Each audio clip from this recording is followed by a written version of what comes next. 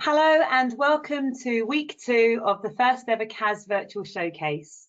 You have joined the second webinar of the morning entitled Fake News Detectives, Developing Pupils' Critical Digital Literacy Skills. This webinar is part of the CAS Virtual Showcase, which is a 2-week window of webinars designed to support the CAS community. I'm Wendy McLeod and I am the CAS Community Outreach Manager for communities across London and the East of England. Joining me this morning is the presenter of our session, Ellie Naruska. Ellie is the digital lead for Newswise at the Guardian Foundation. She manages the digital content for the project, as well as designing and delivering workshops and training for children, families and teachers in all areas of the UK. She has many years' experience in news literacy and previously worked in the Guardian Education Centre before helping to set up the Newswise programme. Before working in news literacy, Ellie was an English teacher in a London comprehensive school, as well as in various special needs settings. During the session, please use the question window on the right-hand side of your screen to ask questions. All attendees are in listen-only mode. At the top of the window, there's an orange rectangle which can be expanded or collapsed, and I'd just like to draw your attention to a handout that we have available for the session. So if you expand the window, you'll be able to see this. If you're using social media, the hashtag for the event is #CASVirtual20. I'm now going to hand over to Ellie for the session.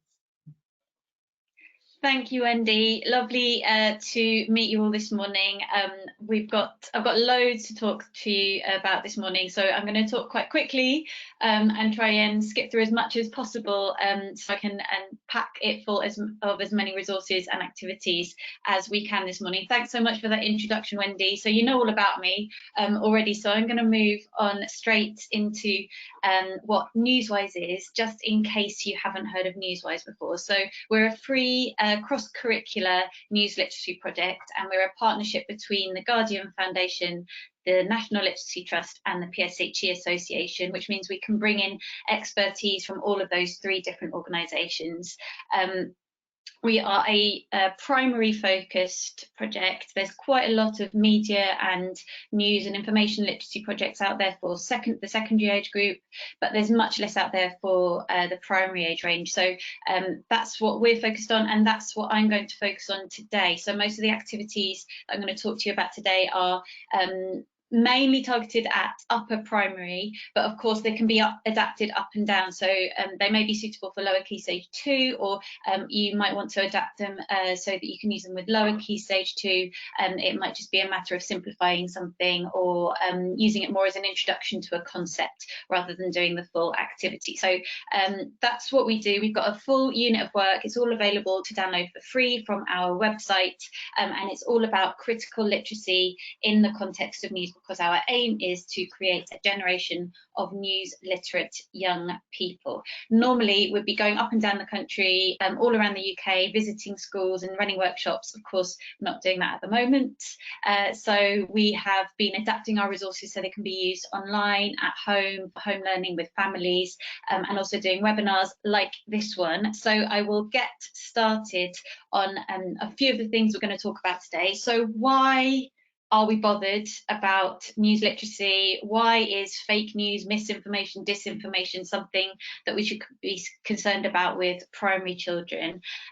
Of course, this is really important. We need to be able to know what information we can trust. We need clear, factual information in order to make the important decisions in our lives. So I've got a few examples here of types of mis or disinformation that you might see that can have real life consequences. So we know that half of all new parents encounter misinformation about vaccinations on social media, and we also know that measles cases are going up across Europe, in the US, even in the UK as well. If you don't know whether or not you can trust information about vaccinations, how do you know whether or not you should vaccinate your child?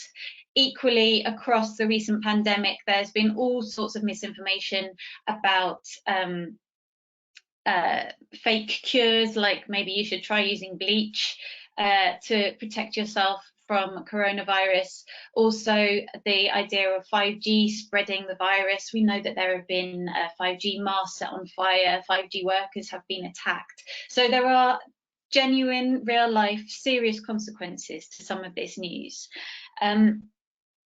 And we all need to be able to make decisions about whether or not to trust information in order to make these decisions. It's about our own safety, our health, it's about society, it's about democracy, and it's about individuals.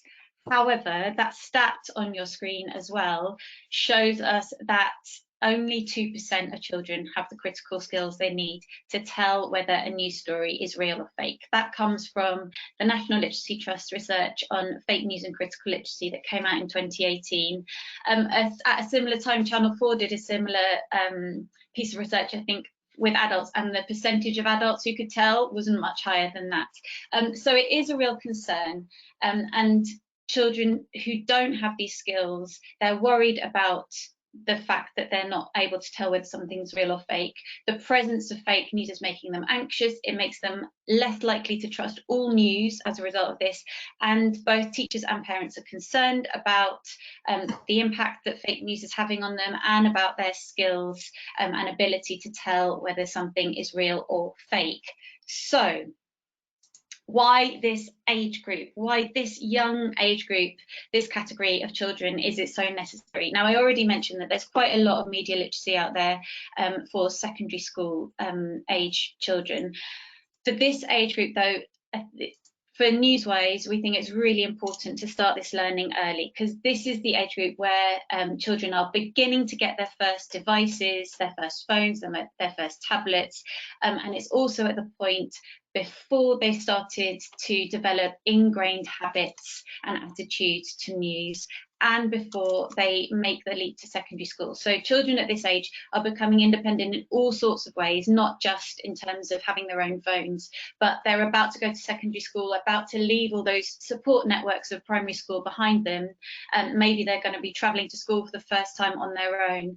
What you don't want to happen is that the only thing that they know and trust that they've got with them is their phone, but they're not quite sure what they're doing when they get there. So we want to make sure that we're preparing them so that they can be resilient, responsible digital citizens. All of those stats that you can see on your screen in front of you, they come from the most recent Ofcom Children's Media Use and Attitudes report. I'm sure most of these will come as no surprise to you whatsoever if you work in primary schools, but the most startling one for me is that 45% of children who own a mobile are allowed to take it to bed with them. So they're there, they're already online, and potentially they're unsupervised. So how do we make sure they know what they're doing when they get there? Now, fortunately, lots of this is all really relevant to the curriculum as well. So digital literacy runs through all of the things that we do at Newswise, and it's also really relevant to the sorts of skills that you'd want to be teaching them in any case. And the news can be a really useful context for teaching these skills, because it's all about keeping it real and authentic, and that's something that I'll keep coming back to throughout this session, the idea of keeping the resources like real life as you can possibly make them, and to always be relating it back to the real world. So in terms of curriculum links, in the digital curriculum, I don't know how many people attending here today are from outside England, but within England, something like Education for a Connected World, but also if you're in Wales, the Digital Competency Framework, in Scotland, the Technologies curriculum, all of that stuff about managing online information is really key here. So checking the reliability of sources, that key skill of identifying the difference between fact and opinion, looking at bias and author intention, all of that is really clearly covered if you're looking at digital literacy in the context of news.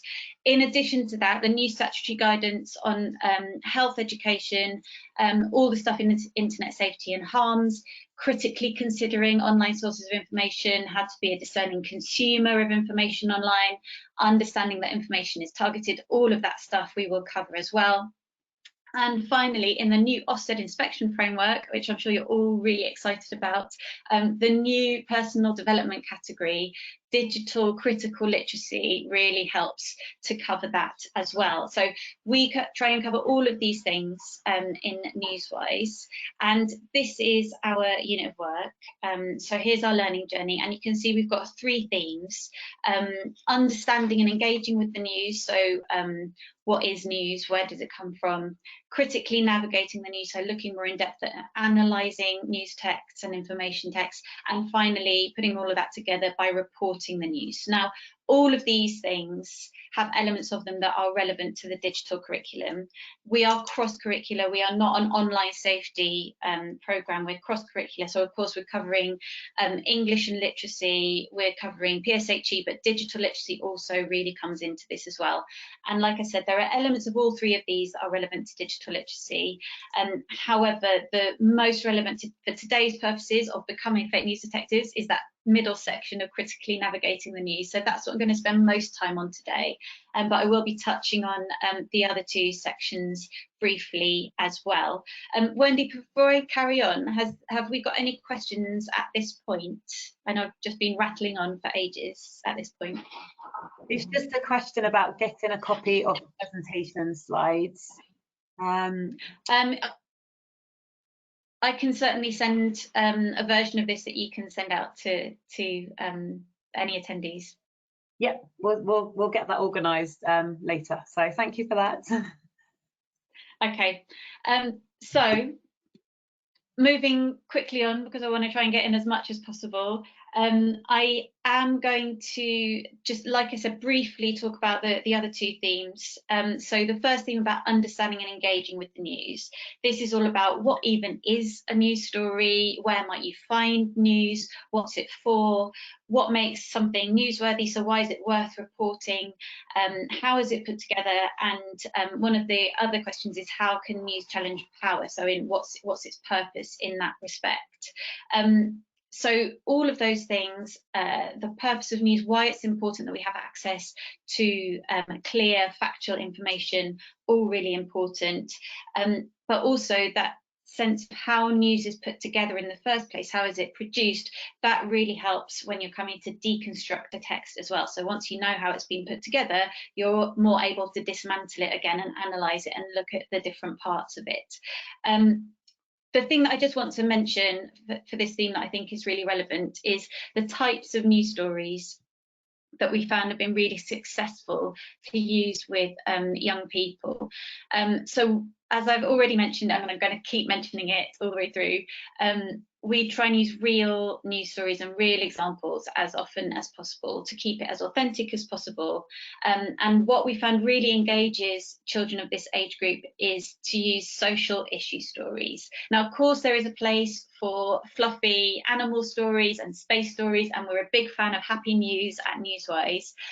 But the things that we found really get children engaged are things like Windrush. We've got a whole lesson about the Windrush scandal and how the media, it's a rare example of how the media is able to hold power to account and maybe do something good as well, and so the importance of it in that way. And unexpectedly, that's the lesson that we get the most positive feedback from teachers, saying how children are absolutely outraged that this has happened in this country, but they really care about the story. And as I'm sure you're all aware, children at this age have got such a strong sense of right and wrong, and when people are being treated unfairly and justice, that if you use stories like this, it really helps to engage them. And the other thing about this is if you're using a real story, you can talk about the real life consequences. So the idea of why it's important to use factual information, why it's important to represent people fairly, comes across much more clearly when you're talking about something that is really true, rather than using examples that maybe look like what a news report looks like, but it's not actually the real thing. So just to advocate, use the real thing as often as you can, but of course in a safe and appropriate way, and I'll talk about a few ways that you might be able to do that later as well. But I'm going to move on to the main bit of our webinar this morning, of my session this morning, which is about critically navigating the news. So in that we talk about fake or real, and we're going to do a fake or real quiz in a moment. Also targeted information, so what kind of information is served to us, and the fact that it's not just random when you go online. You're seeing particular information because of things that you've searched before or because of what a particular website knows that you're more likely to react to. That crucial skill of distinguishing between fact and opinion, and also looking at rumour and speculation. And it's those three bullets that I'm going to focus on this morning, but we do also have lessons on representation, so points of view and who's being heard in a story, about the importance of balanced reporting, and about bias in the news. So do look at them if you're interested in that as well. But let's have a start with our fake or real quiz. So how do we tell whether something is real or fake, whether we can trust something when we encounter it online? So I've got a headline and a picture for you here. By the way, we do fake or real quizzes with children and families and teachers all the time in our workshops. I wouldn't use this news report with a child, of course, but we are all adults here today, so this is a fun one to use. Now I've just given you the headline and the picture, and this is how we would most often encounter a news story, whether it's on social media or even on a news site. The thing that you see initially is just that headline and picture, and we have to make a gut reaction about what we think about it and whether we believe it or not. So I'm gonna try out our first poll in a moment, and I'd like you, just using your gut reaction, to tell me whether you think this is a real or a fake story. So I've not done this before, so bear with me. I'm going to try out this poll, and hopefully you'll all be able to vote on whether you think this is a fake or a real story.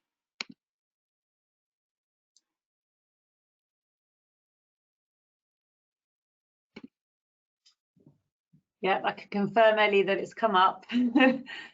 Great. It's so far so good. Okay, nearly everyone's voted. Yeah. And I can see that most people, the vast majority of people, have said that it's fake. However, 11% of you think, yeah, maybe this is a real story. You never know. I think I'm going to close this now, because again, I am conscious that I'm going to try and get through loads this morning. So most of you think that it's fake. Some of you think maybe it could be real, but actually we don't really have enough information here to tell us whether this is a real or a fake story. You don't have any context. You can't really tell where this is from, whether it's from a trustworthy source, any other information about it. So those of you who are maybe unsure about it, you're justified in feeling that. So one of the things that we have come up with as Newswise is our News Navigator, and that is the handout that you should be able to access in the control panel there. If you go to handouts, you'll be able to download this News Navigator. So our Newswise code is to stop, question, check, and decide. So before you react to something that you see, before you share it, before you trust it, you should always stop, question whether you think it's believable, question whether you've heard of the source before, and then do some checks as well. So we're going to go through a few of those things today. So the sorts of things that you might be asking yourself if you're questioning that source is, who reported it? Have you heard of them before? Is it somewhere that you trust? What does the website look like? Does it look like what you would expect a trustworthy source to look like? What's the URL looks like? Does it look like a real website address? Is there anything suspicious about it? What about the writing? Does it sound formal and factual, like you would expect an information text to sound like, or is it a bit too informal, a bit too chatty to sound believable? Are there any spelling mistakes? Are there any grammatical errors? Is there a photo? Does it actually show what the event is about, or is it just a sort of generic photo that you might find on Google Images? Is there a caption explaining what the photo is about? Is there a credit for that photo showing where that photograph has come from? So all of those things together can help you make a decision about whether something is trustworthy or not. And I will come on to some of the checks a bit later as well. So if we go back to that story, oh, I forgot this bit. We'll go back to that story in a moment. Something that you might want to introduce for children of this age group, of course, is what are trustworthy sources. As adults, we have more than likely grown up with different sources of news, maybe physical papers, maybe different channels on TV where you watch the news. You might be aware of some of the political persuasions of different news organisations, but children of this age group far less likely to have that knowledge already. Most people have heard of BBC News and trust the BBC News, so that's a good place to start. The examples that I've put on the screen for you there, of course, are not exhaustive, and of course all of these organisations can make mistakes as well. I've included some examples like First News, which you might have in your schools, but you might also want to suggest local sources of news if you've got local news sites or newspapers or school sources of information. So what are the places that children might encounter that they'd know, oh, if it's coming from that place, then I know it's probably true, I can probably trust this story. So going back to our squirrel story, woman arrested for training squirrels to attack her ex. I'm giving you it in the context in which it was found now. So now you've got the source of the story. So you might want to look at what are the features of this website, what other stories are they reporting on, if any, is there a caption for that photo, do we know who's reporting on this story, what other sorts of things does this website seem to do, have you heard of them before? So taking all of that into account, I'm going to do that poll again, and I'd like you to vote one more time on whether you think this story is real or fake. So let's try that again.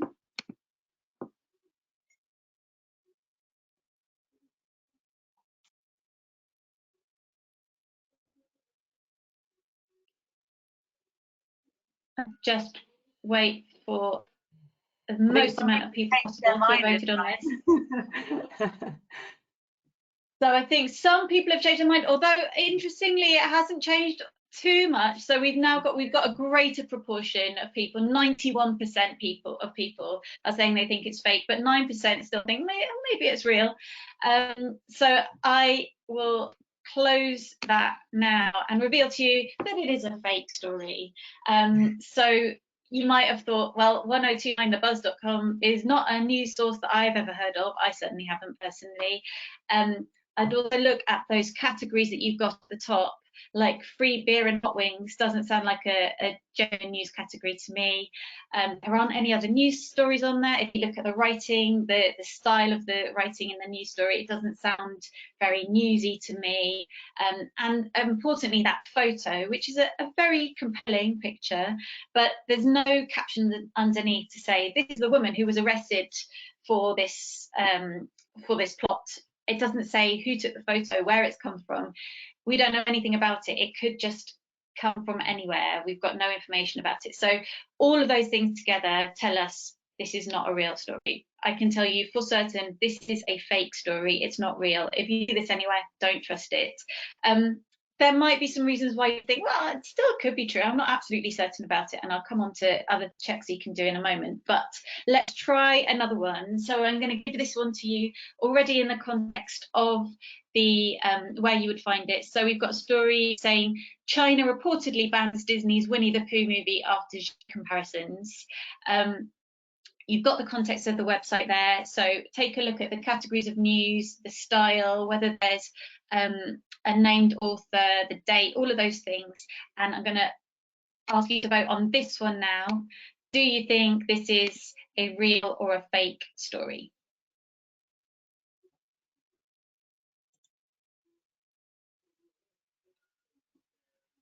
The votes are coming in.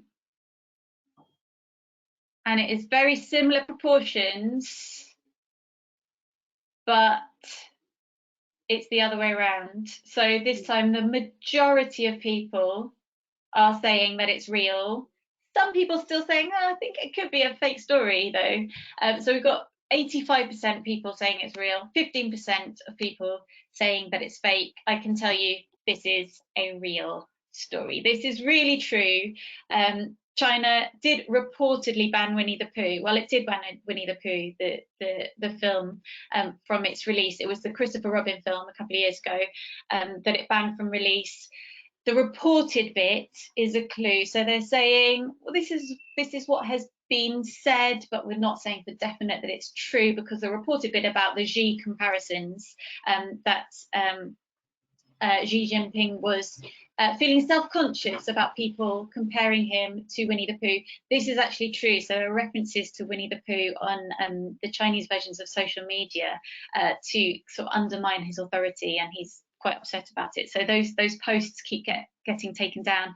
And the Christopher Robin film was banned, although China did say, oh, it's just because we've already reached our quota for foreign language films in our country this year. So we don't know whether it was because he was feeling so self-conscious.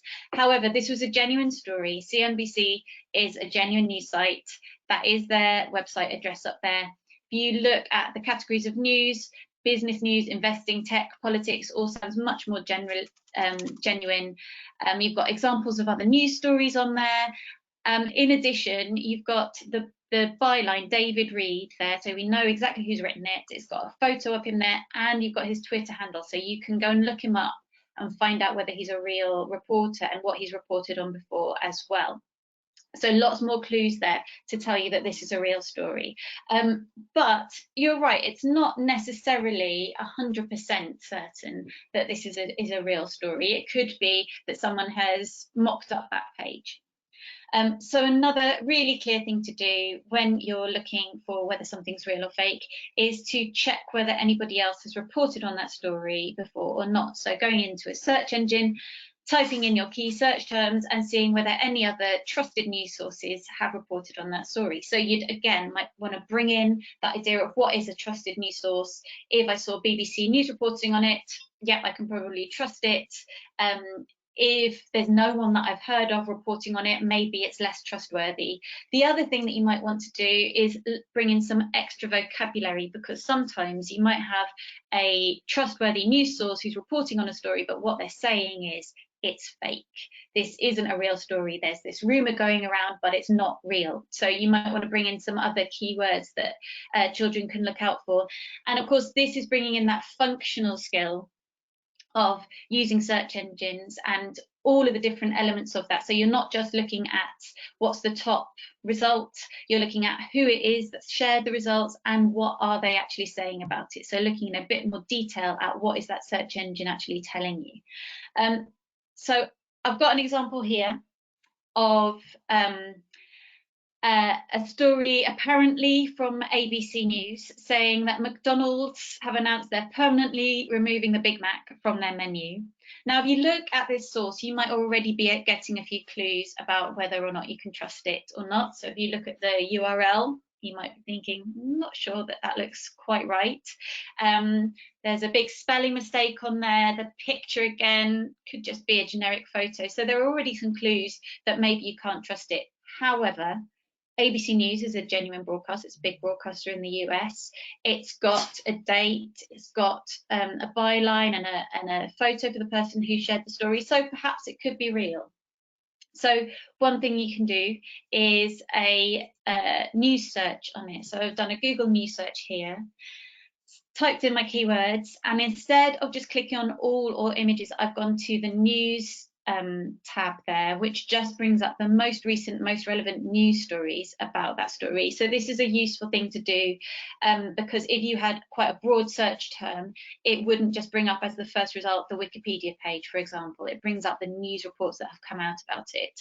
And what I see with this one is that the only thing that comes up is a fact check from Snopes, which is a fact-checking website.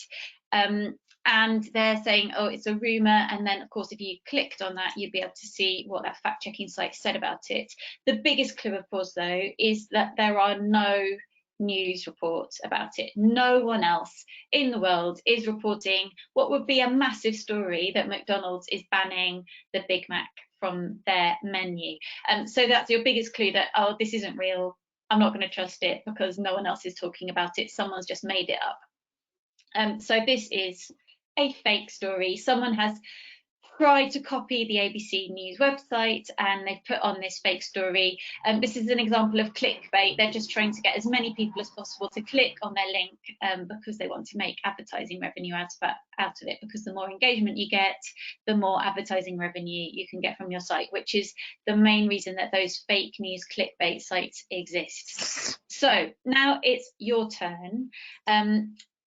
If you are able to, and I appreciate that not all of you will be able to, I'd like you to try doing a search for this story about a Canadian zoo being fined for taking a bear out for ice cream. So before I ask you to vote on whether you think it's real or fake, if you can, do a Google or other search engine search for it and try clicking on that category of news to see what news items come up, because that should help you to make your decision about whether it's a real news story or not. So I'll just give you a little bit of time to do that if you're able to, on your phone maybe. And again, if you were doing this with your pupils, again, there's a learning moment in here, because this story is actually a couple of years old. So you need to be quite specific about your key search terms. So that idea of learning how to use a search engine effectively, you've got to think, what is the important word here? What are the important search terms that I'm going to use? That idea of summarizing a story and understanding what the news story is about in order to get a good result. So I'm hoping that some of you might have got a few results now, and I'm going to open up our final poll of the day and ask you to vote on whether you think that ice cream story is a real or a fake story. We've got about half of people have voted so far. We've got quite a clear winner in terms of whether it's real or fake.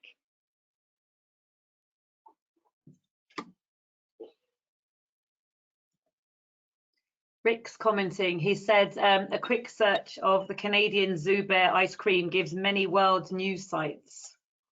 Great, thank you for your comment. I can't see your comments, unfortunately, so thanks, Wendy, for that. Yeah, if you do have any comments or any reasons why you've come to your conclusions, please do share them, because it's really interesting to hear them.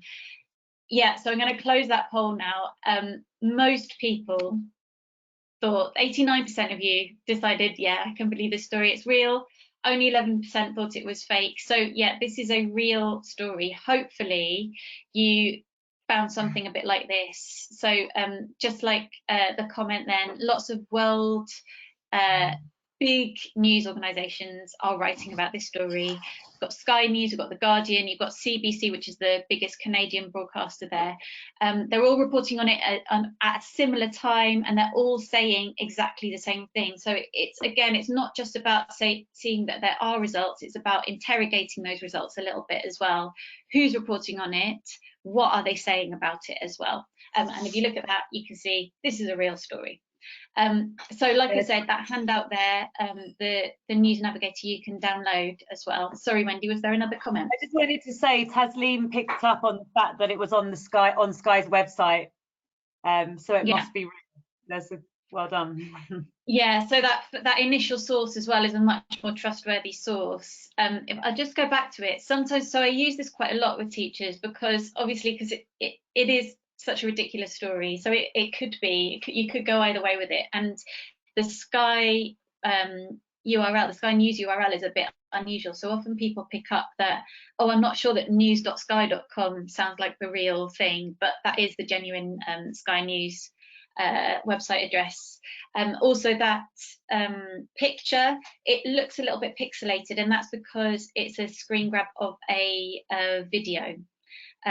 So it's a still from a video, and if you go onto any of those sites that you might have found in your searches just then, you'd be able to watch the video of the bear eating the ice cream. Interesting thing about this story, it's only because they didn't tell anyone that they were taking the bear out for ice cream that they got the fine. Apparently, if they'd let people know, it would have been fine. So that's another story. But anyway, so yeah, some clues there for how you can tell whether something's real or fake. Now, I have used quite a lot of screen grabs throughout this presentation, and that's what we do a lot when we're working with schools in our workshops, because although we want to keep it as authentic as possible, we want children to have the experience of seeing what you would really encounter in the real world. Sometimes you don't want them actually to be online, you might not want them in the world of Google, and you certainly don't want them to be looking at fake news websites, because they are almost exclusively completely inappropriate for children. So what we do is we use lots of screen grabs, and in order to keep it a bit interactive, we often use QR codes. We use an app called Cloud QR, but I'm sure there are lots of others that will do exactly the same thing. And what this app allows us to do is you do links to images rather than websites, and you can also use it completely offline, so you can be in a completely closed environment and still take children to results that look similar or look the same as what they would encounter in real life. So if you want to, you might want to scan either of those QR codes that are on your screen at the moment, and these will both take you to screen grabs of the source of the story. So the one on the left about women in Iran dressing up as men to watch football, that takes you to the Twitter account of the journalist that first shared it, and if you are able to scan that, you'll see that it shows that she's verified, that she describes herself as a journalist. You can see the other types of stories that she's sharing, and you can see a website address and you can find out more about her. So she seems to be a trustworthy source. And what we're also able to do, because it's an image, we can highlight the things that we're asking children to look for as well. The other example is from a fake news website called World News Daily Report. If you ever see something on social media shared by World News Daily Report, do not believe it. It is a fake news site. It is not appropriate for children, although this story is fine to use with children, of course. That website is not, though. If you looked at their website, though, you would see that their tagline is "Where facts don't matter." So they are giving you lots of clues that they're not a trustworthy source there as well. By the way, if you do want to find child-friendly examples of fake news, we do have a newsletter that we send out each month, and every month we include an example of a child-friendly example of fake news, but it will normally be via a fact-checking website. So we're never linking to fake news sites. It will always be, this is who has proved that it's not true. So do sign up for that if you're interested. So that's another thing that you might do to look at fake news and real news and compare those things, but to do it in a safe and responsible way in the classroom. I'm going to move on to a different aspect of what we do now, because one of the things that we found is that when we're in the classroom working with children of this age group, if a story has a picture with it, children are much more likely to believe that story. So the picture adds credibility to the news story. But as we all know, pictures aren't always trustworthy because they can be manipulated in various different ways. So I've got a few examples of activities that you might do to highlight how pictures can be manipulated. Again, an example of a real life consequence or a real life example of how this has been done. On the left hand side of your screen there, you should be able to see this picture of Hyde Park strewn with litter. And this was used last year in the aftermath of the Extinction Rebellion protests that happened across the country, but especially in London. And afterwards, this picture was all over social media with people trying to discredit the protesters, saying what kind of environmentalists would leave Hyde Park looking in this state. Now, it's a genuine photo. It is of Hyde Park. However, you can see from this tweet from Royal Parks that says this is Hyde Park, but it's nothing to do with the Extinction Rebellion. This was after a different event. It wasn't a result of the Extinction Rebellion protests, but please don't leave litter and do tidy up after yourself. So an example of how a genuine photo, it doesn't have to be manipulated itself anyway, but if it's miscaptioned, it can be used in quite sinister ways to try and trick people into believing something that isn't true. So one of the activities that we like to try doing is to find quite a humorous, light-hearted example of a photo and ask children to do a caption competition to come up with something that might change the meaning of that photo. So you can see here I've got a baby koala in a boot, and one of the examples that we give for this is man zapped by Martians is turned into tiny alien. Be as outlandish as you like, because it's quite a fun activity to do, but it demonstrates how easy it is to pretend that a photo is showing something completely different than it isn't. Now, if you keep it humorous and light-hearted, you're not doing anyone any harm, because no one's actually going to believe that that baby koala is a man transformed into an alien.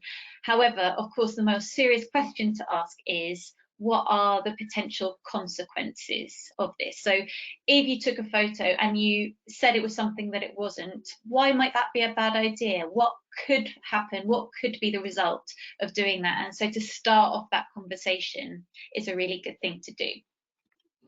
Another example of how pictures can be manipulated, and this is really quite common, is by using forced perspective. So again, I've got a genuine example on the left there.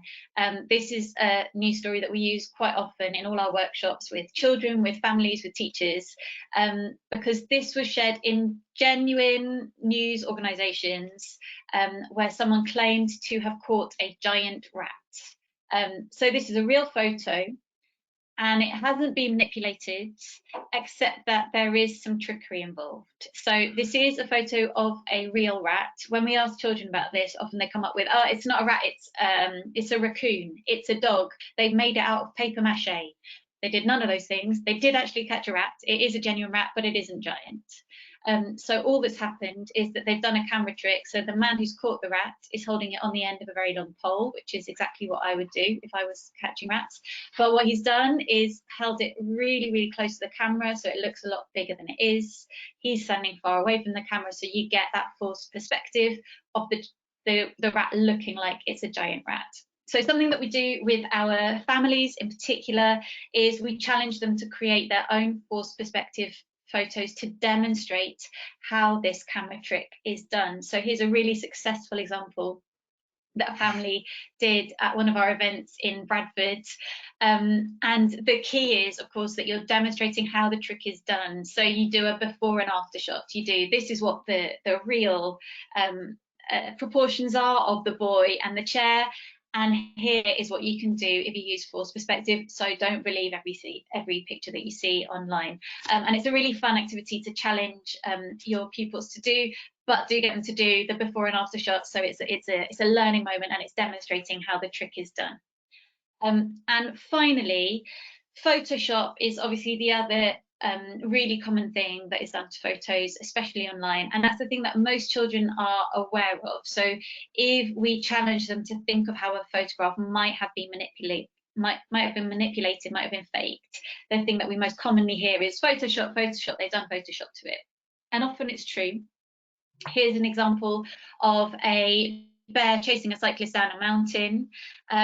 Now, if you are suspicious of a photo, if you think, oh, maybe it has been manipulated, maybe it's not quite true, one of the things that you can do is a reverse image search. So there are various places that you can do this. TinEye is one of them, but Google is probably the most user-friendly and easiest to use, because all you need to do is right-click on the image where you found it, and you should get an option to search Google for the image, and then you will get all the results of where this image has been used in the past. So for this particular one, you can see it's been used on lots of Canadian joke sites, and so it's been put together as a joke. So it's got headlines like Canadian Meals on Wheels. So you can see there, oh, it's not real, it's a joke, it's just for fun. And if you scroll down, you'd find it was a photoshopped picture. And in fact, as far as we can tell, the picture of the bear is genuine. It was really a bear running down the street, but that cyclist has been superimposed on top. So that's a good way of checking. If you're not sure about a photo, this is something that you can do to double check whether you should believe it or not. So I'm just going to bring all this together. I know we're running out of time. So one of the other things that you might think about is viral posts. So this is a picture that went viral a couple of weeks ago. Some of the Newswise team may even have been fooled by it. And this is a photo of apparently a gorgeous, adorable baby platypus. But just because lots of people have shared it, especially if they're people in your network, just because you've seen it lots of times doesn't make it true.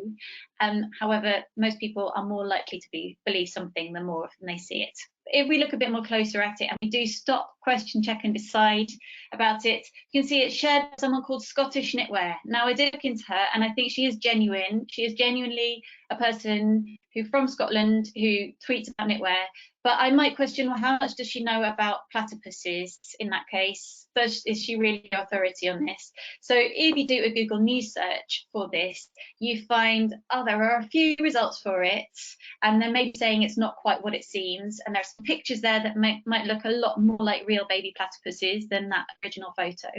We go to that first result, you see that it's something called Science Alert, and they're saying, actually, this isn't a baby platypus, it's made of plastic.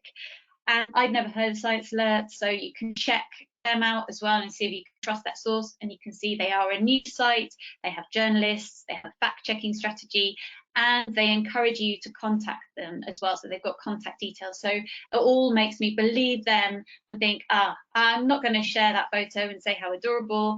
I've done my questioning, I've done my checks. I'm going to decide either to ignore it or to tell people, actually, this isn't true. So you can bring all of that together. When looking at whether you trust a site, does that photo look real? Do you trust the source? Has anybody else reported on it? And what are they saying? Now, I realise that we're pretty much running out of time, I think, Wendy, but I just want to mention a couple of other things. Apologies for running over. Just before we finish, we do have a whole lesson on targeted information that looks at using profiles to serve people with particular information.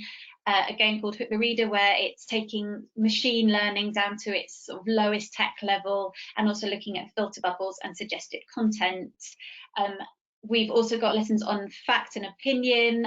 We use a breaking news story. It's a real story for this, and examples of tweets as you might find them in a breaking news situation, and trying to work out, that's my own timer going off to tell me that I'm run over time. Trying to work out which is the fact in here, and then there's a higher level skill out of all the things that aren't facts. What's rumour, what's speculation, what's opinion. We've got language clues to help children with that, so you can identify all of those, but most importantly, being able to identify what are the facts that you can actually trust. And finally, we really advocate putting all of this into practice by producing your own real news reports, because what better way to demonstrate that you have understood what makes a trustworthy news report than by producing it yourself about something that matters to you, and all of the motivation that comes out of producing a real piece of text. It could be writing, it could be video, it could be audio, that's got a real purpose and a real audience behind it as well. I'm going to finish there because I know we're out of time, but if there are any other questions or comments, I would be very glad to answer them. Thanks very much, everybody. Thank you. There was just one about how to sign up to the newsletter, but what I think we'll do, we're going to be sending out these slides anyway, so as part of that email we'll just attach the link for that, and then that answers that question. Thank you for joining us today, and a special thanks to Ellie for presenting. It was a fabulous webinar, and just to echo one of the attendees' words, Jason said he thought it was absolutely brilliant. Please share your highlights from today's session via our social media and the CAS website. At the end of this webinar, there's going to be a short survey which will appear on your screen, and we'd be really grateful if you could take a minute to complete it. Additionally, in about a week's time, you'll receive an email with a CPD certificate, which confirms your attendance at this session. A recording of the webinar will also be available on the CAS website in the near future. And there's lots of exciting sessions, lots more coming up this afternoon. We've got sessions on your license to copy, the AQA GCSE spec, and the OBOT. So we hope we're going to see you at other sessions. Please continue to spread the word about the first ever CAS Virtual Showcase. Thank you so much for joining, and we hope to see you next time. Thank you.